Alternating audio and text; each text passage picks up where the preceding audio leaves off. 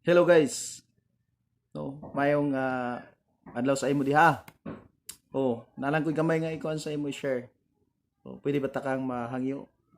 Kadali lang. So pinaka-importante. Ikaw gyud ang tuyo nako, ikaw ang tuyo nako. Pinaka-importante ni. Gusto lang nako i-share sa imo ang pinaka-importante nga dapat nimo masayran. Okay, so naalay verse nga akong ibasahon sa imo ha.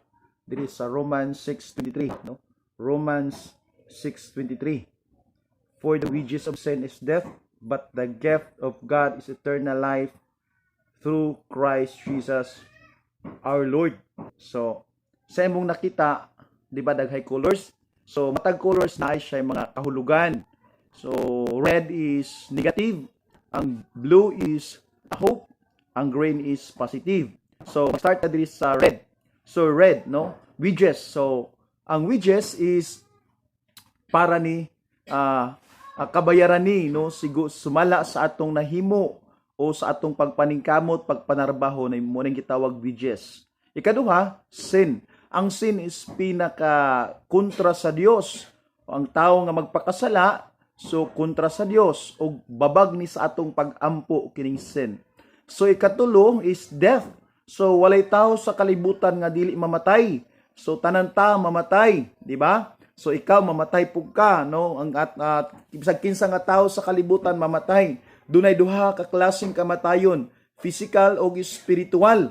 Ang physical, mamatay ta mobalik ngadto sa abog ang atong lawas. Ang ikaduhang kamatayon is spiritual. Ang spiritual dunay duha ka padulngan, langit ug impyerno. Kung mga lagad ta sa Ginoo, biyaan nato ang mga sala, so makaangkon tag kinabuhing walay katapusan, makapuyo ta sa langit. Ikaduha, ang kamatayong spiritual mahimulag ta sa Ginoo sa dayon nga no pagkahimulag ug dili na gyud pwede no di na tatagaag si conscience sa Ginoo. Muna nga samtang buhi pa kita, so dapat yun masabtan nato nga kitang tanan mamatay ug saat sa dihang mamatay ang tao na ay dapit nga iyang padulngan. I-judge ni God ang atong pagkinabuhi samtang niata sa kalibutan. Now, wala pa matapos ang panahon o itagaan pa ta ni Lord og lugway nga panahon o paglaom or kining bat. So ang bat is nagarepresent na siya sa paglaom. Now, unsa ning paglaom? Salamat sa Ginoo. Now, ang Ginoo na ay gi-prepare, no, gift. So naay gift, ang gift is free nga atong madawat. No, dawaton nato og dili, libre kini nga ihatag sa Ginoo sa atoa. Now, ang Ginoo moy si God ang nag-prepare sa maong gift. So siya ang naghatag sa gift. Nindot kaayo kay ang Ginoo mismo nag-prepare sa gift. Now, unsa may sulod no sa gift? So eternal life.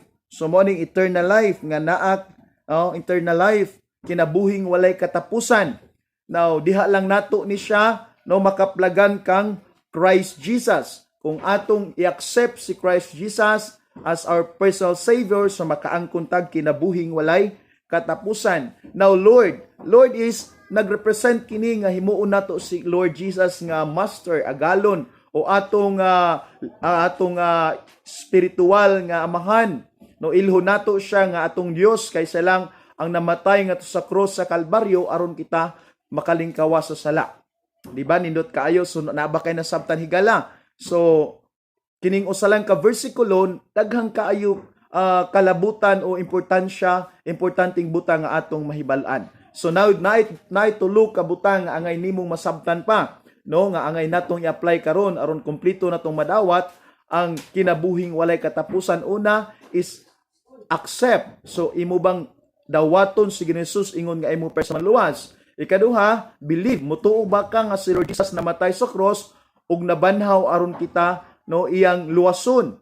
Ikatulo is confess. So ato bang isugid, imo bang isugid ang imong mga sala ngadto sa atong buhi nga Dios aron nga pasayloon kaniya ug himuon kaniyang anak.